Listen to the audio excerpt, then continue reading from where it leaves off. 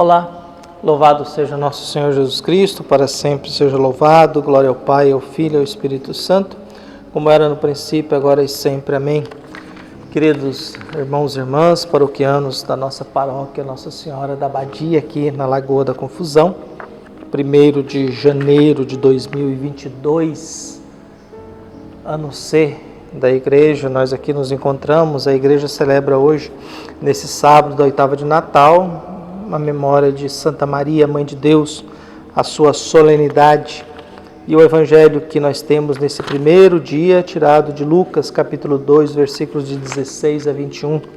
O Senhor esteja convosco, Ele está no meio de nós. Proclamação do evangelho de Jesus Cristo, segundo Lucas.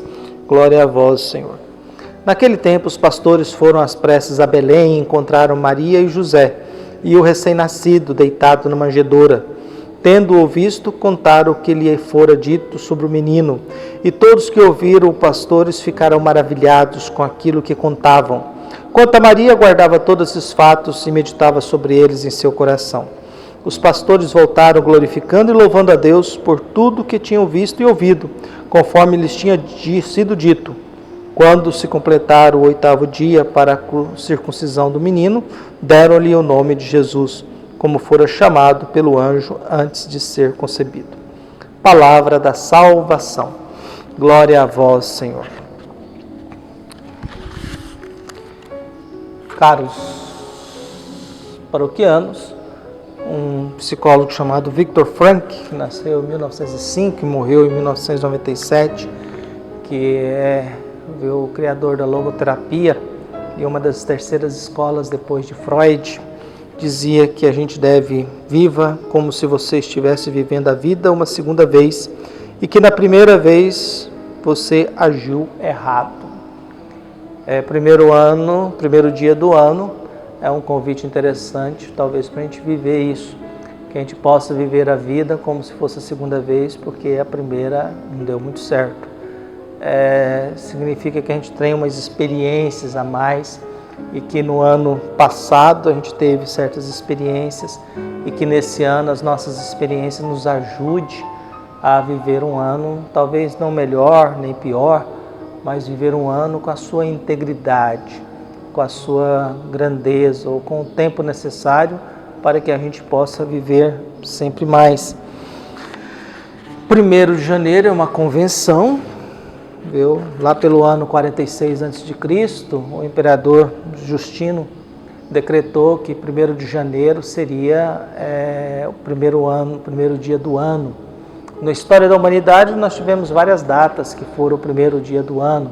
Era 25 de março, depois teve tempo que foi dezembro, teve tempo que não foi o quê. Por isso que às vezes nós temos aí algumas curiosidades, né? Setembro vem de 7, é o mês 9. Outubro vem de 8 e é o mês 10. Novembro vem de 9, é o mês 11. Dezembro vem de 10, é o mês 12. Porque antigamente o ano começava depois de fevereiro, porque fevereiro era considerado o ano da febre ou da purificação. Por isso o ano da fervura era o menor mês do ano, fevereiro, em que a gente fervia as coisas para iniciar em março um novo calendário, um novo ano. Aí o imperador Justino colocou no ano 46 a.C., 1º de janeiro, como sendo o começo do ano.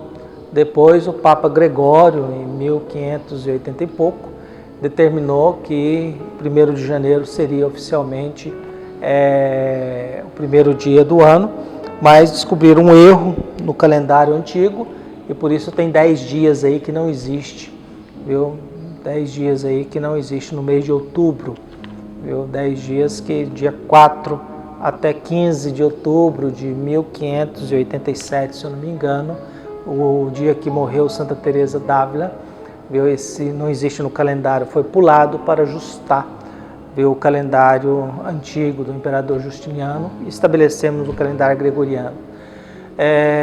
Janeiro vem de um deus, Janus. Janus é um deus antigo grego que tem duas faces. Ele tem uma face que olha para frente e tem outro rosto na nuca que olha para trás. É o deus Janus, que que olha para o futuro e olha para o passado. Por isso, considera que janeiro é o começo de um ano novo. A gente olha para o futuro e olha para o passado diante dessa figura chamada Janus. E o evangelho que nós temos é esse aí que acabamos de ouvir, viu? Em que os pastores vão visitar, viu, a família de Belém, encontram Maria e José e o recém-nascido na manjedoura, no coxo, e ali eles partilham tudo aquilo que ouviram falar com o menino. É uma manifestação de fé, e é interessante que os pastores começam a reconhecer Jesus. Pastores não tinham boa fama, eles eram invasores de terra, exploravam as pessoas com o leite e a lã dos seus animais, não respeitava território de ninguém, não respeitava terra de ninguém, eram pobres, nômades, viviam andando para lá e para cá sem território, viu? E são esses que começam a reconhecer Jesus. Eles olham, vê simplesmente um casal, Maria e José, e um menino na manjedoura, mas para eles já basta. E eles partilham com José e Maria tudo que ouviram falar do menino. E José e Maria começam a ficar espantados, maravilhados com as coisas que andam falando do seu próprio filho. Claro que todo pai e toda mãe ficam encantados com aquilo quando se fala bem do seu filho recém-nascido. Talvez Maria não gostou muito de Simeão dizer que quanto a ele uma espada lhe transpassará a alma no templo. Mas nós temos aqui agora uma alegria, os pastores partilhando, visitando esse casal, partilhando a sua alegria. É o reconhecimento de quem nasceu não é qualquer pessoa. E quem começa a reconhecer isso são gente idosa, pastores, magos, gente pobre, gente que vive solto por aí. Esse povo que precisa de salvação, esse povo que precisa de acolhida, esse povo jogado na miséria que precisa um pouco de que encoste um pouco, pelo menos, numa vida suportável, sustentável. Por isso nós temos aí, viu, esse evangelho, e os pastores voltam glorificando a Deus, louvando a Deus por tudo que tinha visto e ouvido.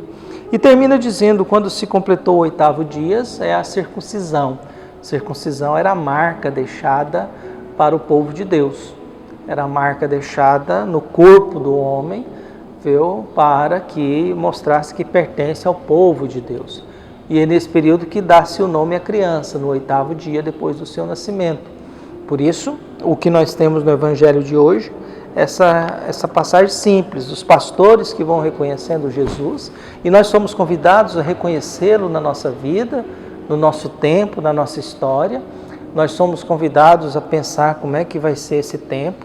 É claro que a gente é meio empolgado, a gente começa a fazer promessa de mais de um ano, mas é melhor a gente começar a ser mais humilde, mais simples, viu? Não se propor a muita coisa não, porque a gente acaba não conseguindo. Acho que é mais sensato você se propor a pouca coisa, mas pelo menos se propor a alguma coisa um pouco melhor para o próximo ano, para esse ano que se inicia. Até para que a gente seja capaz também de reconhecer Jesus, que precisamos dele, do seu ensinamento, precisamos da sua vida, do seu exemplo de vida para aprender um pouco a viver o nosso modo e a nossa própria vida, a nossa história. Por isso nós começamos esse ano aí, olhando essa visita que José e Maria, o recém-nascido, chegaram, essa manifestação dessa alegria de louvar e agradecer a Deus, porque chegamos aqui, e isso é motivo de agradecimento, acho que é motivo de reconhecimento, de bênção, de coisas boas dentro de nós. Eu reconhecer que Jesus pertence a um povo, ele é marcado como sendo como alguém que pertence ao povo de Deus através da circuncisão. Então é um casal que respeita a sua tradição, a sua cultura, a sua história religiosa, a sua fé. Esse Jesus que é o Deus que está conosco nesse tempo que inicia com esse novo calendário. Por isso eu rezo para que todos nós da nossa paróquia aqui, nossos coordenadores, nossos membros do CPP, membros do Conselho Econômico, nossos membros mais importantes que tocam essa paróquia, possam ter o Espírito Santo, que a gente possa reconhecer Jesus no presépio e ao mesmo tempo aprender a rezar e agradecer a Deus por aquilo que já construímos, lembrando que a nossa missão não é condenar ninguém, é salvar, que a nossa igreja não tem a missão de condenar ninguém, de julgar, a nossa igreja tem a missão de acolher e fazer com que todas as pessoas que aqui vierem se tornem acolhidas, se tornem bem recebidas, independente das suas falhas, das suas fraquezas, da sua fragilidade humana. Por isso que Deus seja misericordioso para conosco e que a gente possa, talvez, viver a vida como se fosse uma segunda vez, porque talvez a primeira a gente errou muito.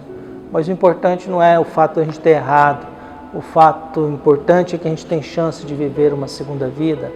Acho que o importante não é o fato de a gente ter cometido muitos pecados, acho que o importante é o fato de saber que nós estamos aqui, que temos um ano aí pela frente, temos uma história pela frente, temos uma paróquia para cuidar, temos uma igreja para zelar, temos uma cidade para ser presença e sinal. E é isso que penso que Deus espera de cada um de nós nesse ano. Feliz ano novo, que Deus abençoe, dê paz e alegria a cada um de nós e que tenhamos um coração abençoado, capaz de amar e perdoar sempre. Um abraço e até mais.